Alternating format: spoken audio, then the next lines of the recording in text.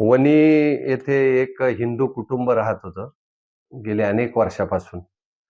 त्या ठिकाणी एक मुस्लिम युवक गेले 4 वर्षापासून एका हिंदू मुलीला ब्लॅकमेल करत होता आणि तू जर माझ्याबरोबर लग्न नाही केलं, माझ्याबरोबर अफेअर नाही केलं, माझ्याबरोबर मैत्री नाही केली, तर तुझ्या आई-वडिलांचा मी खून करील, अशा पद्धतीने तिला त्रास देत होता. 1-2 वेळा पोलीस स्टेशनला त्या तक्रारी दिल्या होत्या, परंतु पोलिसांनी काही दाद दिली नाही. त्यामुळे ते कुटुंब स्वतःचं राहायचं घर सोडून नाशिकला राहायला आले. तरी त्या मुलाचा त्रास असल्यामुळे त्यांना माहिती मिळाली आणि भाजप अध्यक्ष म्हणून त्यांनी मला संपर्क केला आणि मी त्यांच्या घरी गेलो असता त्या मुलाचं कॉल रेकॉर्डिंग ऐकलं. त्याच्यात त्यांनी असं म्हटलेलं आहे, की "जर तू माझ्याशी लग्न नाही केलं, तर मी तुझ्या आई-वडिलांचा खून करील." त्यामुळे भीतीपोटी 12वी सायन्सची परीक्षेला सुद्धा त्या मुलीला तिच्या आई-वडिलांनी पाठवलं नाही.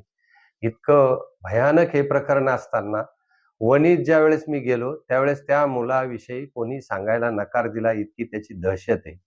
काही अल्पसंख्याक कुटुंब राजरोस अफू, चरस, गांजा, अवैध दारू विक्री करताय आणि ते इतके मस्तवाल झालेले आहे, की एक पोलीस सुद्धा त्यात सहभागी आहे असं त्यांचं म्हणणं आहे. त्याचा कॉल रेकॉर्ड तपासा, असं त्यांचं म्हणणं आहे आणि पोलिसांच्या संगनमतानं हा अवैध दारूचे धंदे वणीत चालू आहे, अशी तिथली सर्वसामान्य नागरिकांच्या तीव्र भावना आहे.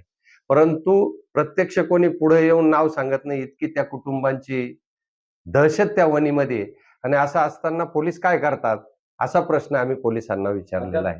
पोलीस ठाण्यात त्या मुलाविषयी तक्रार दाखल झाली आणि तुमचं म्हणणं आहे की तो त्याला फरार करून देणार होता. काय आहे नेमकं?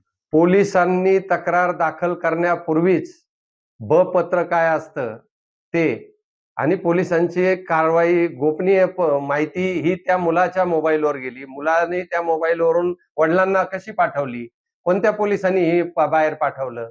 याची चौकशी झाली पाहिजे आणि कोणते-कोणते पोलीस खात्यातले पोलीस अधिकारी असतील, पोलीस असेल त्याच्यात सहभागी आहे, त्यांची चौकशी होऊन त्यांच्यावरही कारवाई झाली पाहिजे, अशी माझी मागणी. तुम्ही या संदर्भात कुठे-कुठे या संदर्भात मी ग्रामीण एस-पी साहेब यांना कळवलं, नाशिकचे सी-पी साहेब यांना पण कळवलं.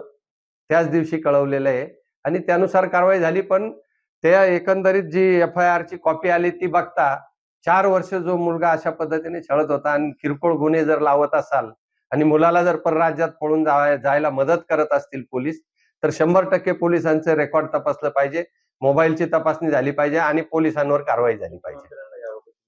मुख्यमंत्री कार्यालयात सुद्धा मी याबाबतची तक्रार नोंदवलेली आहे. तिथं पण गंभीर दखल घेतील अशी माझी खात्री आहे. परंतु पोलीस खातं जर अशा पद्धतीने वागत असेल, तर सर्वसामान्य नागरिकांनी करायचं काय? हा पण एक मोठा प्रश्न आहे.